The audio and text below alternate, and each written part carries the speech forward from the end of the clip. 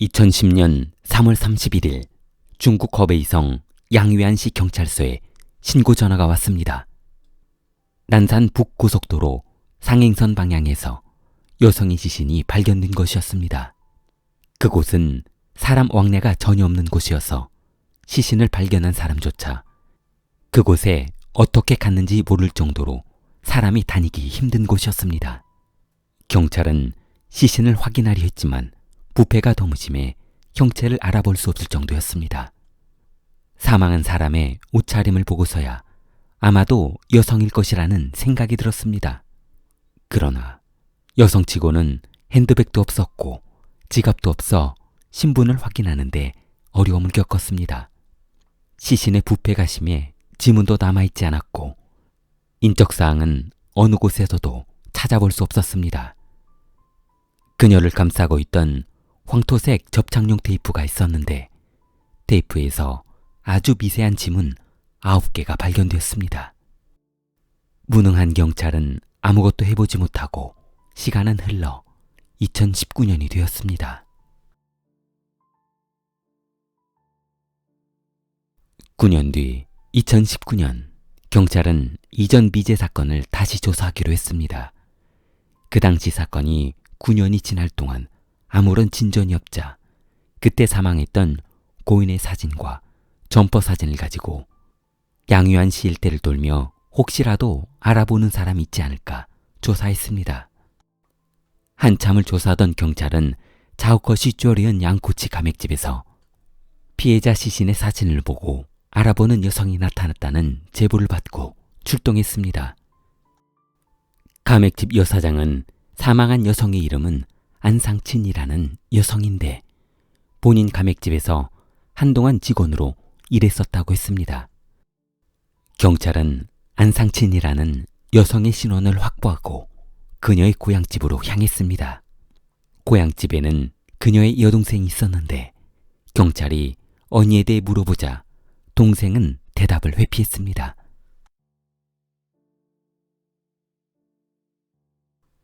여동생은 창피한 가족사를 이야기하기 싫다며 자리를 피하려 했습니다. 그러나 경찰이 언니가 사망했다는 사실을 이야기하자 훌쩍이던 그녀는 펑펑 울고 말았습니다.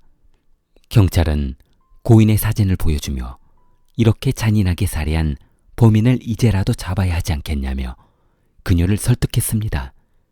동생은 어렵게 입을 열었습니다. 언니가 남자친구가 있었는데 집안에서 결혼을 반대하는 것을 못마땅해 하다 결국 그 남자와 결혼을 했는데 결혼한 지 1년이 채 안 돼 형부는 집을 나갔고 그때부터 언니는 혼자 살게 되었다는 것이었습니다. 언니는 생계를 위해 어쩔 수 없이 가맥집 알바를 하며 돈을 벌어야 했다고 했습니다.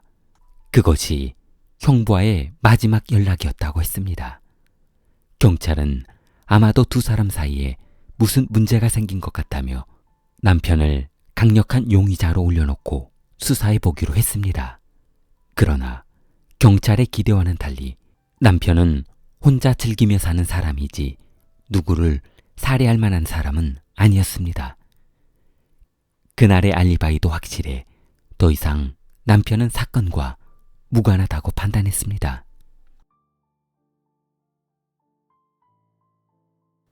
그렇다면 아마도 사건 발생의 시점은 가맥집이 아닌가 생각하며 다시 가맥집 사장을 만나보기로 했습니다.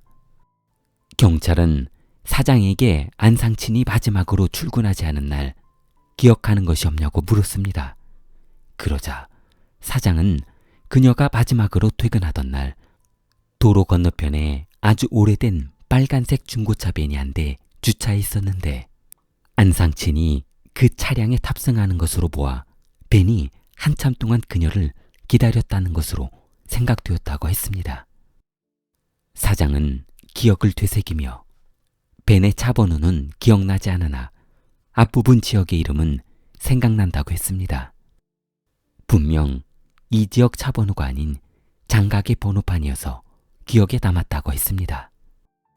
경찰은 장각의 지역에 벤 수천 대를 조사한 결과 빨간색 차량을 소유한 황병립이라는 한 남성을 알아냈습니다.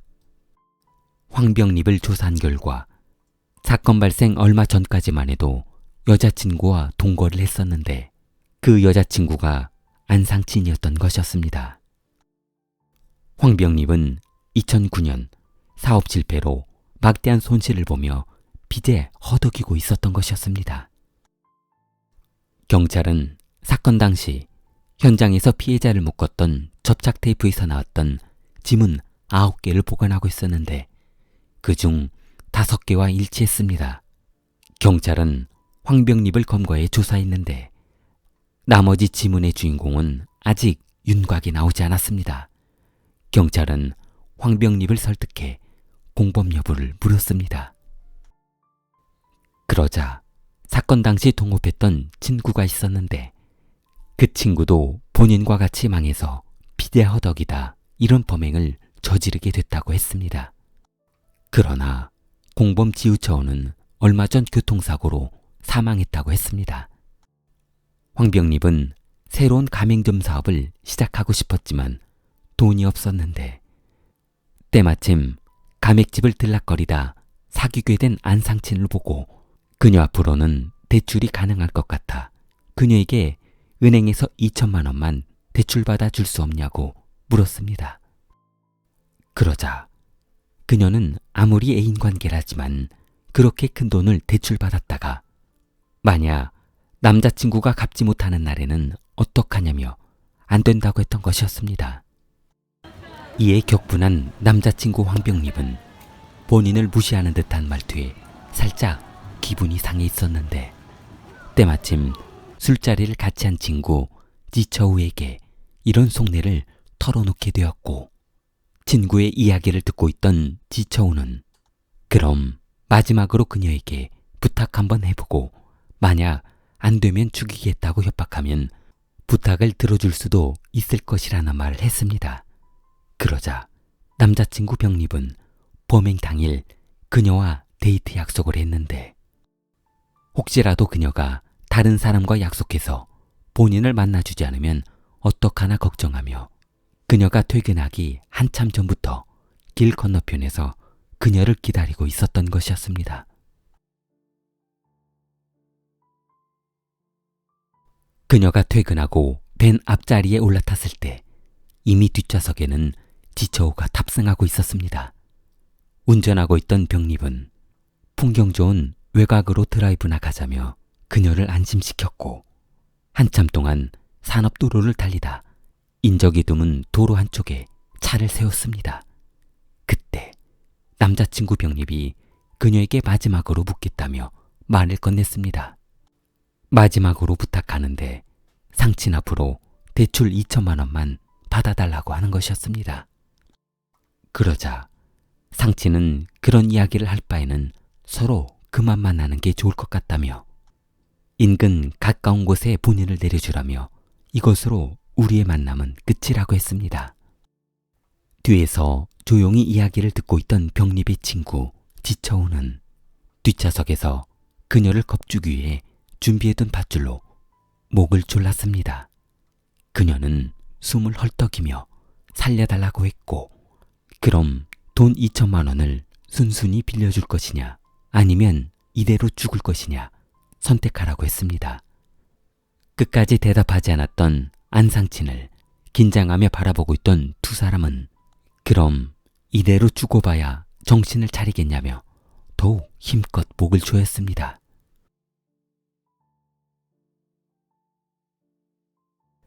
잠시 후 가쁜 숨을 몰아쉬던 두 남자는 숨죽이며 그녀를 살펴봤습니다. 안상친은 더 이상 숨을 쉬지 않았고 운전석에 앉아있던 병립은 그녀의 어깨를 살짝 건드려 봤지만 그녀는 아무런 반응이 없었습니다. 뒷좌석에 있던 지처우는 혹시나 하는 생각에 그녀가 혹시 죽은 건 아니냐며 친구에게 물었습니다. 그러자 병립은 상친이 죽은 것 같다며 절망 섞인 말을 건넸습니다. 한참 동안 차 속에서 생각이 잠긴 두 사람은 그럼 어차피 이렇게 된 거 납치해서 협박하려 준비했던 테이프로 그녀를 감아서 인적 드문 고속도로 절벽 아래 그녀를 던져버리면 아무도 찾을 수 없을 것이라며 그녀를 묻기 시작했습니다. 그렇게 그녀를 처리하고 두 사람은 아무 일 없다는 듯 각자 일을 하며 살고 있었던 것이었습니다. 각자 생활하던 중 친구 지쳐오는 트럭 운송 일을 시작했는데 고속도로에서 교통사고로 사망하고 말았습니다.